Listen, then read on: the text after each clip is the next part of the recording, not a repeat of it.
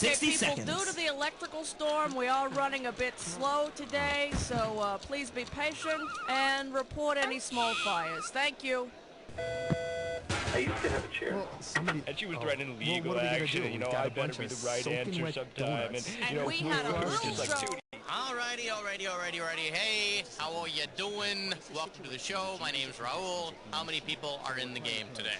Playing by yourself. Well, how fortunate for us. Apparently there's nothing good on cable. Go ahead and type in your name. And we had a... Oh, and do you want a 7-question game or a 21-question game? In a crisis situation, All over it for you. 30 seconds. Your buzzer is the letter B, as in bright periwinkle blue. 20 seconds. All right, I can't even believe I'm saying this. A fire extinguisher is not a doorstop. Ooh, 20.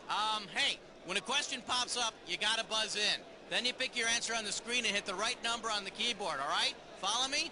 It's real easy. 10 seconds. We'll see you later. 9, 8, 7, All right, 6, lose the 5, desktop, please. 4, Absolutely Three. free. Okay, go Limb to Whacker. black. Slims and trims by removing limbs.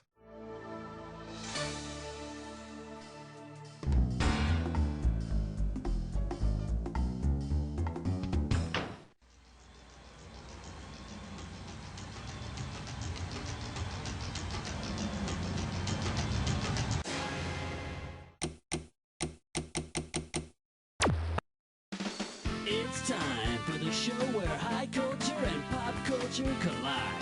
Well, I see you're playing You Don't Know Jack TV all by yourself. Well, don't be embarrassed. Laugh track will be provided. Looks like just the two of us today, huh? Great. Now I can say whatever I want to. Yeah, baby. Okay, come on, let's go. All right, I need a category. And now climbing up the charts all the way to number 1. Coming at you, Stone Age Cinema. We're playing for $3,000 this time. So, you think you've seen the Flintstones 98,000 times, huh? Well, that's probably because you have. So, listen up. Poor Flintstones. At the beginning of every show, they go to the drive-in and watch the same movie. If you were to take pity on them and produce a sequel, what would you call it? God, you know, when they're leaving the drive-in, the little now playing sign says, The Monster. Yeah, I used to live next door to Fred and Wilma, and I saw that movie The Monster over and over and over again. Then I ordered me some big old ribs, and it tipped over my car. Then my dinosaur stuck his head through the roof. Damn rag tops. Category, please.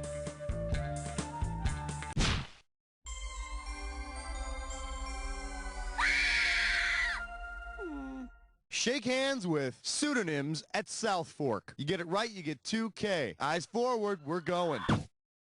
If you didn't know any better, how might you assume that J.R. Ewing's daddy on Dallas got his nickname? Being born in Texas, working in the oil fields, sleeping with a lot of women, or washing athletic supporters for the Dallas Cowboys. If you didn't know any better, you might think J.R.'s papa Jock Ewing got his name washing athletic supporters for the Dallas Cowboys. Hey, he should consider himself lucky. They could have called him Mr. Scrotum Sweat. All right, pick a category. We're losing him, On Doctor. my count. 1, 2, 3. Never mind. All right, give it up for, are there potatoes in that? You get it right, I'm giving you $1,000. Hey, kids, it's howdy doody time. Say you go to a restaurant and order a bowl of Mulligan's stew. If the stew contains the same ingredients as TV's Mulligan's stew, what should you expect to find in your dinner? Addictive drugs and alcohol, delicious chum, good old-fashioned ragtime music, or precocious orphans?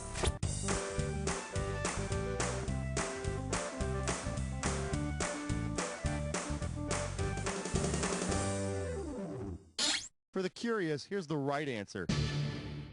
Mulligan Stew is a 1970s show about the Mulligan family who, with 3 kids of their own, are forced to take in 4 more when their relatives are killed. Personally, I'll never go back to that restaurant again. One time, I ordered Mulligan Stew, and I found some Webster in it.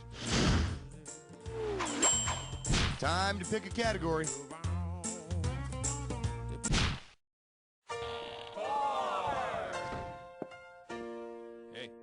For your enjoyment, when being unemployed isn't fun anymore. You get it right, I'm putting you up $2,000. Hey, check me out. I'm a commercial. Are you tired of being unemployed? You've read the classifieds. You've used connections. You've even gone to a headhunter, and you still don't have a job. Well, it's time for a visit to the big giant headhunter. In what field might he help you find a job?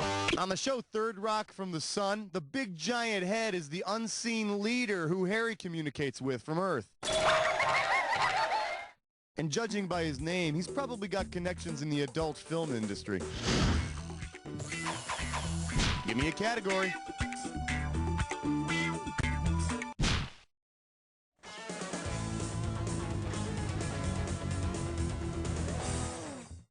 This category is known as feeding orphans. I'm gonna make this one $1,000. Ready? Catch this. If Mr. French from Family Affair only prepared food named after the country he's from, which of these would be on the breakfast menu in the Davis household? Canadian. Oddly enough, Mr. French is English. So, Jody, Buffy, and Sissy would be starting their day with a healthy breakfast of English muffins, blood sausage, kidney pies, and Scrumpy Jack. Throw me a category.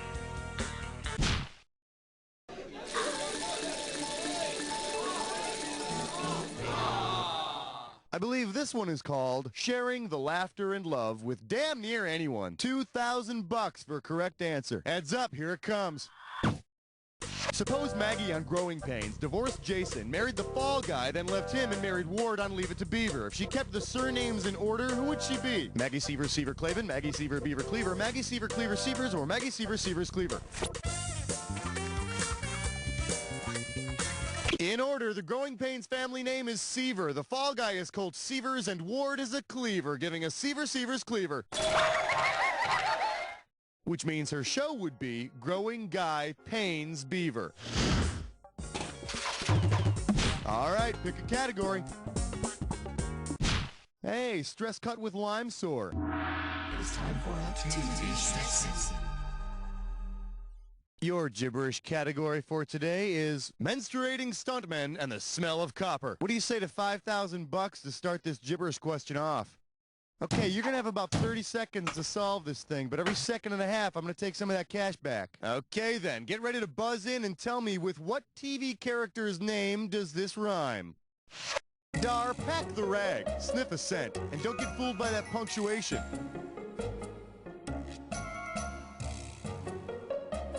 First clue, this character is a psychic. Yeah, like, how does June Cleaver know that something's wrong with the beaver? It's a psychic played by Johnny... This could do it. Type in your answer.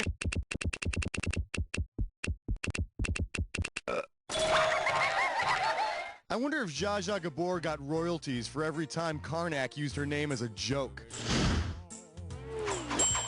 Category, please. Join us as we explore the fascinating world of 8. Well, what do we have here? Talk about a Bloody Mary. $1,000 at stake on this one. All right, let's imagine for a moment that you're working as a bartender. Say you make a drink called a Herman's Head, inspired by the show. Based on the characters that live in Herman's Head, what would be the correct ingredients to blend? Herman's Head consists of 4 equal parts, 1 woman and 3 men.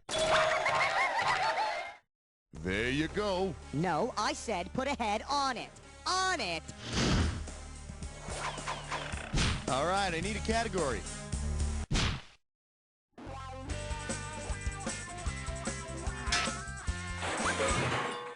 Let's have a big warm welcome for whatchamacallit Vision. $3,000 for this one. Get the wax out of your ears. It's question time. Let's imagine that instead of television, TV was named after the person who was considered its inventor. What would it probably be called? Leica Vision, Edison Vision, Marconi Vision, or Zworykin Vision? Vladimir Kozma Zworykin is considered the father of modern television. Zworykin Vision. I think if you want to see any Zworykin, you're going to have to get Cinemax. Give me a category.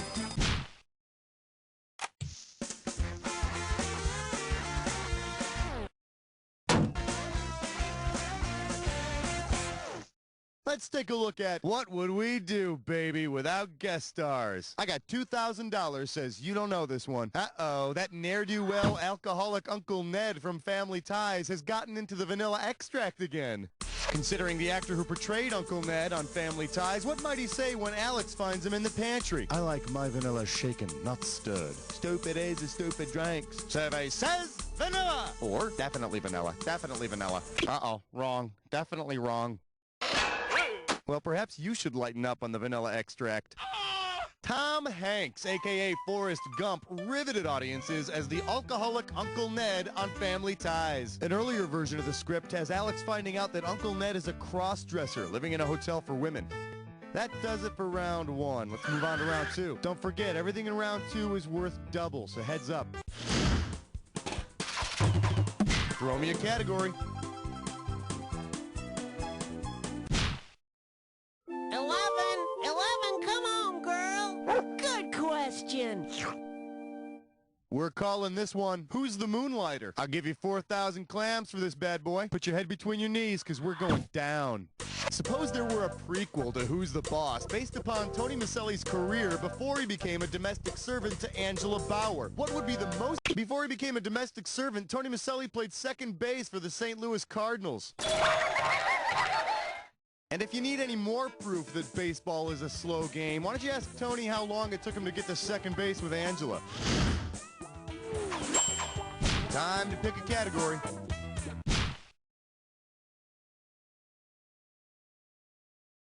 This one's called, You're a Big Fat What? How does $2,000 sound? Okay, imagine you're a teacher and you're having a really bad day. You tell your students to bear with you because you're becoming a bit frazzled. Well, one little boy thinks you said, I'm becoming a big fraggle, and he begins to freak out. Why? He thinks you're out to get Dorothy and Toto. He thinks you're about to eat him. He's waiting for you to turn into a big dog. Or he expects you to shrink and grow frizzy hair. Fraggles are those little frizzy-haired Muppets that live in the hole in the wall, otherwise known as Fraggle Rock. I had a teacher just like that in grade school. She lost her job when they found out she was a sock. Category, please. 13. And our special guest tonight, Saturday Morning Anglophiles. If you know this one, you're getting 4,000 bucks. All right, when you know the answer, type it in, because I am having a brain freeze. I'm thinking of the Saturday morning character. Will you help me out? You know, he hangs out with an English lad named Jimmy. This evil witch named Witchy Poo is after him. He's got orange felt for skin. He dresses... Go for it.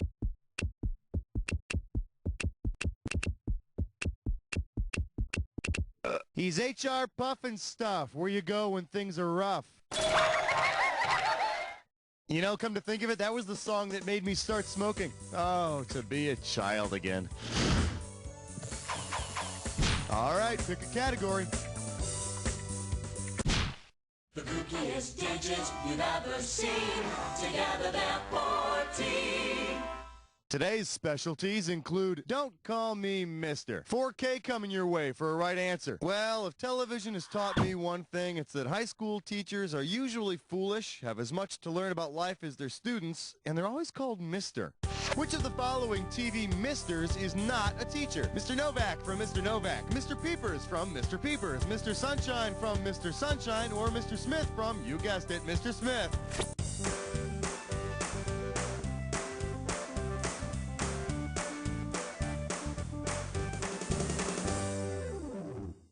Okay, now, here's a good answer.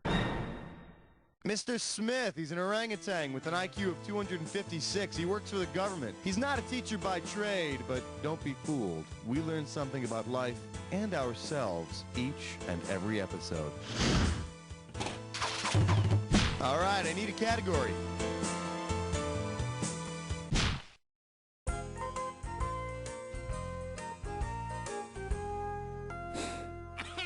The category is Potty Mouth. Heads up, this one's gonna be 6,000 bucks. So you know how Archie Bunker and All in the Family is always on the toilet because, you know, that's funny?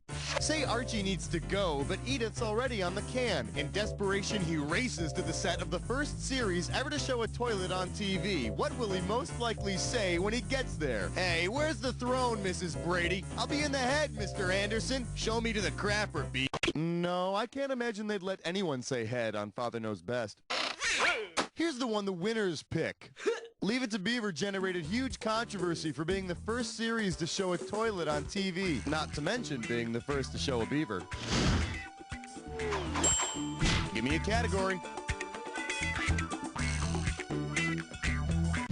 Hey, smart move, my friend. You just got your hands on a dis or dat. This dis or dat's category name is Remember How You Laughed at Fox? This is it. I'm going to read off 7 titles to you, and for each one, I need... All right, if you already know how to play, I'm just going to put 30 seconds on the clock then. Let the games begin. Star Trek Voyager, UPN or WB? Buffy the Vampire Slayer. The Parenthood. Moesha. The Wayans Brothers. Clueless. Last one. Unhappily. That's all we got. 5 wrong. That's not gonna do much good. Okay, the next ones won't be so... Throw me a category. Thank you. Good night. Thank you. Thank you. You're beautiful. Let's see what we got going. Too much personality for one show. How does $4,000 grab you? All right, give me your best shot. If Quark, the Ferengi bar owner from Star Trek Deep Space Nine, had the same job as the title character in the 1978... The title character from the 1978 sitcom Quark pilots an intergalactic garbage collection ship. But if he's looking for trash, I'm sure he'll find plenty hanging around in that bar. Yeah, drinking's bad. Time to pick a category.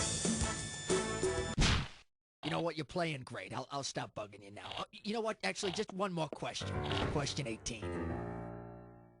Here we have, don't try this at home, or you'll have to leave. We're talking 6K here, so pay attention. Uh-oh, looks like another show's producers have crossed the line again, except this time, it's not with the FCC, it's with Immigration and Naturalization Services. Since it has a premise which could get someone kicked out of the country, which series would most likely receive INS scrutiny? I Married Joan, I Married Dora, I Had 3 Wives, or Married with Children?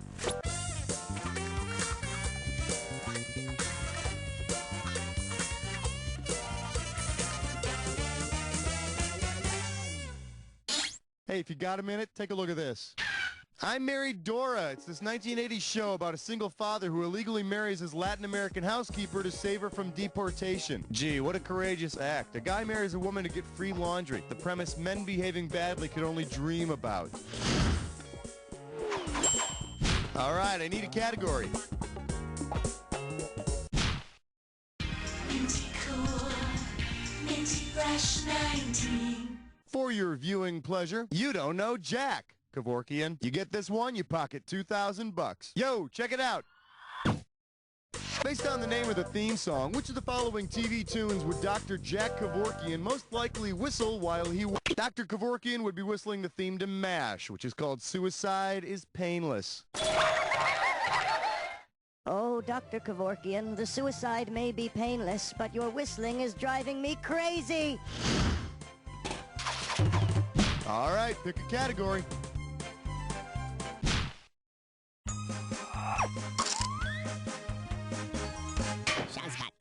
May I introduce Cliff's Notes you don't even have to read. 4,000 big ones for a right answer here. Hey, remember how psyched you were in school when they made you read a book that was already a movie? Yeah, don't talk to me about it, I know.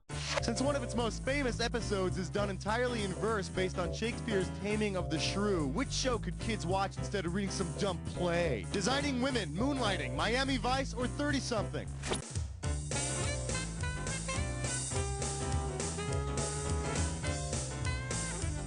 There's this episode of Moonlighting that's filmed all in verse, and it's based on Shakespeare's Taming of the Shrew. And for all you parents and teachers out there getting ready to write letters of complaint, bring it on, baby. Category, please.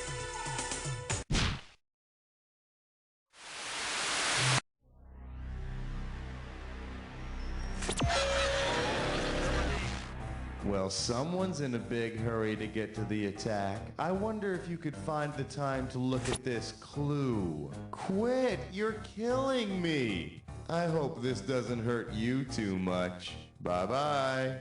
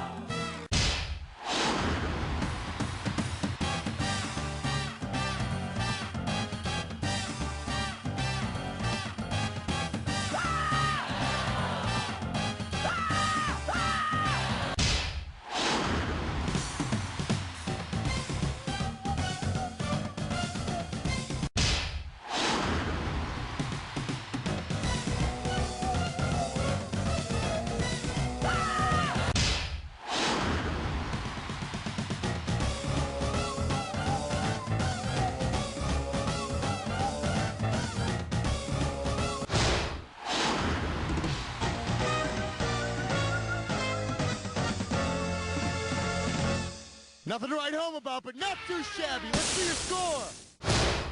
There it is. Player one, I couldn't have done a better job myself because I wouldn't have played by myself. I would have found something else to do, you know? Now, but seriously, player one, and this isn't easy for me to say.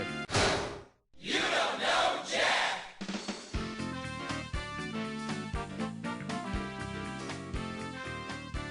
Nice work, people. Congratulate yourselves. We pulled off another one. Hey, Raul, can we go home or are we playing another one of these? Hey there, player. Congratulations on making the high scoreboard. Some people like to call it the high scoreboard. I prefer to call it the scoreboard, which is high. It's all semantics. If you'd like to play again, let me know. And enough lumbar cross support for you to sleep in at